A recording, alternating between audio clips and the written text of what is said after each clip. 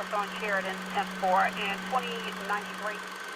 I'm making a 5 ball on Howard. I can do an L check. In the morning of May 14, 1976, in Bayou, George, Florida, a 21-year-old mother of two by the name of JoAnn Benner has vanished in the middle of the night with no trace of her whereabouts. Her husband Gary reported her missing after he woke up to find she wasn't at home. According to his reports, he stated that JoAnn left a note explaining why she had left.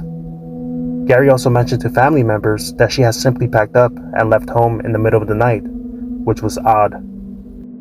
After learning that she was missing, authorities began their investigation at the Benner's residence. They noticed suspicious red spots in many places around the home, such as on the phone. Investigators also saw a piece of carpet missing, which was later found in the trash, which had been set on fire. When the investigators confronted Gary about the red spots, he gave two answers.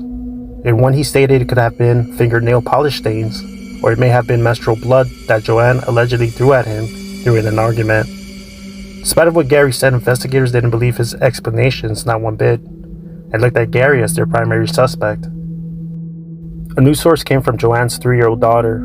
She had told a relative that her mom had left because she was bleeding from her stomach and blood was running down her leg, which suggests that JoAnn may have been harmed that evening. But as time went on and JoAnn's daughter grew older, it began to be apparent that she remembered nothing, since it was so long ago and she was only 3 years old. This made sense, since Gary had stated before that they had argued constantly throughout their marriage.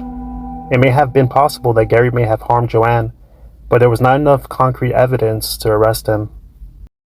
Shortly after JoAnn's disappearance, Gary had put his youngest daughter up for adoption, but kept his older daughter with him, which was very suspicious. Throughout the years, Gary and his youngest daughter still were able to be in contact since the person that adopted her was his best friend's sister. Since it was 1976, DNA testing was not available, so they were unable to match the blood to JoAnn at the time. In 2008, authorities tried to have some evidence analyzed, but it was too old and degraded. Gary Benner now lives in Tennessee.